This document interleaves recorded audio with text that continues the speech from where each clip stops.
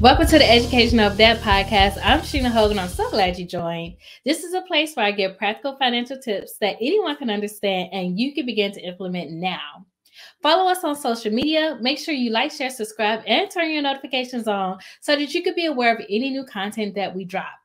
Listen to us on any podcast platform that you listen to your podcast on. And on Spotify, you become a monthly subscriber for as little as 99 cents per month to help support the foundation. Today's topic is fear. Now, before we get started, I want to give you guys a recap of what's been going on. I know it's been a little while, and thank you guys for reaching out to me to see when is the podcast coming back and things like that. So what's been going on? So in my personal life, I know last season I kind of shared with you guys a little bit of me looking for home ownership and having a tough time there. So I finally found something. I got me a townhome built from the bottom, from the ground up. And so I'm excited about that. This is my first place getting built. So really excited about that. Interesting process, but for the most part, everything ran smooth.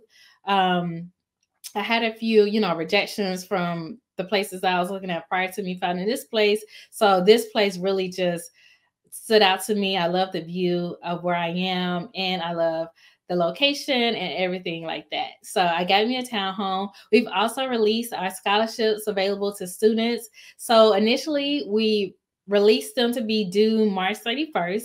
And I was posting flyers on social media, and I emailed the counselors to put it on their website and everything like that, but no one applied to it. And so I was at the This Is ILS conference, and TDJ said that anything that you don't breathe on dies. And it really stuck out to me like, man, how can I change up my strategy so that I could get some people to apply? So one thing I did was I started posting on social media once a week to say, hey, you guys, we have these scholarships available. Please encourage students to apply. I did that almost every other week or so, or every week, I think, until we got to the deadline. And then I also emailed the counselors every other week to let them know about the scholarships. They're coming due. Encourage students to apply. This is what they need. If you have any questions, let me know. We had our college and beyond workshop to kind of help students understand financial aid package, as well as some basic money management principles in regards to understanding your net pay, how to save and invest, minimum stuff like that. So that was good. We had a few students show up for that. And so it really turned out to be, to be pretty good. We are still in the process of, as of today, evaluating scholarships, and we will have a winner announced soon. And then I plan to also have a scholarship reception. So we'll see. I believe the scholarship reception will likely be in person, but it may be hybrid or online or what have you. But I think it's going to probably be in person. So I'm excited about that. If you guys, I'll probably share a video or something in regards to our scholarship reception so everybody can see it. But yeah, excited about that. Another thing I wanted to mention is just like last season, we finished with about 6 episodes, and usually I do 8 episodes per season. And so I didn't finish out with 8 because I didn't have a guest. But after going to that This Is ILS conference and looking at a few other people on social media, I'm just going to do the episodes myself. So whether I have a guest or I don't have a guest, I'm going to continue on with trying to have 8 episodes per season. And with that being said, if you are interested in being on the show, if you want to share any tips for young people, or if you want to share your money story, or if you want to share any college tips or anything, any opportunities that you know about for young people, please come on the show. You can message me on Instagram and say, hey, I want to be on a podcast, and you can come on and speak. The purpose is really just to share some light on some things for students. And we're just looking forward to really help young people grow and develop professionally as well as personally. Any tips that you have that you would like to share with young people, you could definitely come on to the show. So today's topic is fear. So first, I want to start off with giving a definition of fear. Most people know fear as false evidence appearing real. I'm going to look up and see what Webster Dictionary says fear is. And it says that fear is an unpleasant emotion caused by the belief that someone or something is dangerous, likely to cause pain or threat. So that is the Webster definition of fear. And my definition that I want to give you guys for fear is not seeking to take advantage of a new opportunity. So fear is not seeking to take advantage of a new opportunity. And the reason why I want to share that as being the definition for fear is because I think a lot of times in regards to personal development, you're afraid to take advantage of a new opportunity in whichever way that it may be, whether it's your career, relationship, or anything else that you come in contact with. So with that being said, I wanted to share with you what are some of the things that I do to kind of get over fear. And the first thing I want to say is that I am naturally a fearful person. I think growing up in the South, most people are fearful just because, white supremacy or what have you. And, we end up being afraid of things, what we can and cannot do, where we can and cannot go, etc. You always want to, do things the right way so that you can have less problems, right? So that's one thing. But one of the things that I like to do to overcome my fear is first, I like to weigh my pros and cons of a situation. So what is the good, what is the bad, what is the best case scenario, what's the most likely case scenario, and what's the worst case scenario. I like to list out my pros and cons. And to give you a little story about one of the ways that I overcame fear, one of the things I was really afraid of was moving to Chicago. And so I went out there prior to moving for the Taste of Chicago. And I was out there on the bus because I stayed close by the airport. And the Taste of Chicago is like downtown Chicago, so it's really far. And so I went out there and I was on the bus, and this Latino came on the bus, and he was speaking a little broken Spanish, and he was asking the bus driver what this map is in his hand, how to get somewhere. Now, I had a minor in Spanish in college, so I could still speak a little broken Spanish. So I talked to him a little bit, helped him understand where we're going, and it looks like he got to his destination well. But that moment really just stood out to me because it showed me that here's a guy who is in a different country, trying to figure out how to get somewhere, can't even speak the language too good, don't know where he is, etc. But yeah, he's out here and he's trying to make an effort to get to where he's trying to go. And I am afraid to move to Chicago because it's halfway across the country. But yet, this is my country that I was born in. I speak the native tongue, and I know the laws of the land for the most part. So what am I really afraid of? What is there really to be afraid of? And it was really nothing to be afraid of. Once I really, drilled down, what are my pros, what are my cons? And it was nothing that I could really be afraid of. I was really more afraid of just the act of moving rather than what I thought I could get from moving, like from the experience. I was going out there because I wanted to expand my career in the financial services industry. I wanted to be a financial advisor. I had some challenges getting into the industry at that time.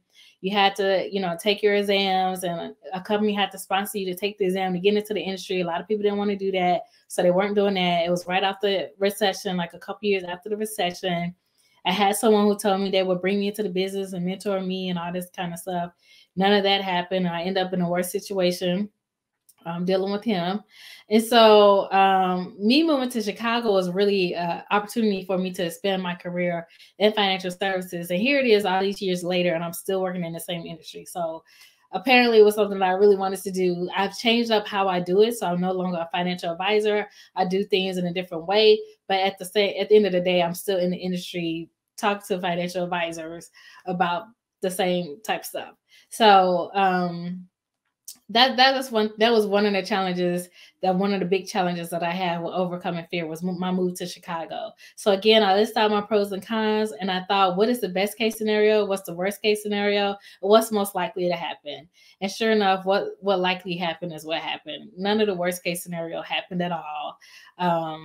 So yeah, so go ahead and take the leap of faith and go for it. You do it. For those people who think about all the worst case scenarios and you're always trying to figure out every little thing that can happen, just remember that you're not in control. Like at the end of the day, nobody is really in control of anything. Like you think that you're in control, but you're really not. Your situation can change tomorrow. So you up here trying to weigh out all the worst case scenarios and thinking that trying to analyze every little thing, it's a waste of time. Take the first step. And then once you take the first step, everything else will open up. But you have to first get out of your head and take a step. That's just what it is. So I would say do that. List your pros and cons. What's the best thing? What's the worst case? And then what's most likely to happen?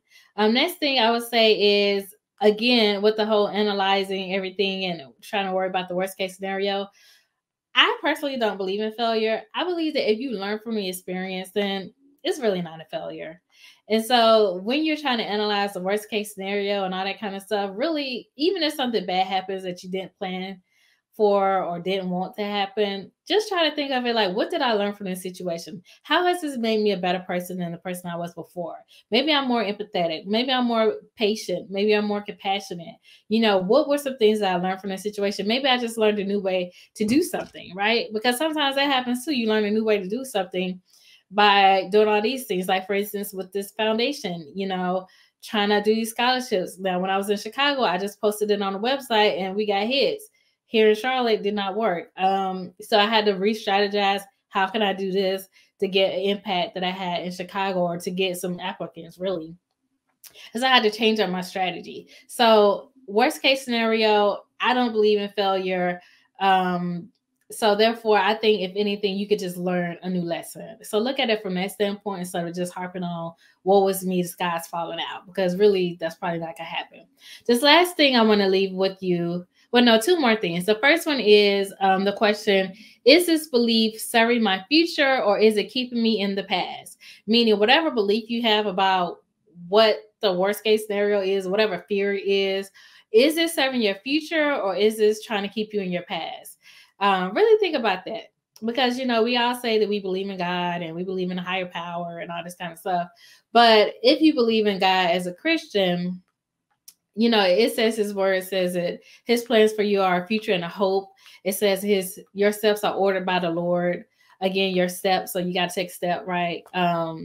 It says faith without works is dead. So all these things that kind of allude to, and then in Joshua, it's a whole book about fear. For the most part, the first chapter, he says, fear, overcome your fear and be courageous, so many times. So if you really say you believe in God, then believe God will have a greater plan for you than where you currently are. Believe that God can order your steps. Believe that God is with you no matter where you go. It says in Psalms 139, nowhere can I go to escape from your presence. If I go to the highest heights, you're there. If I go to the lowest valleys, you're there.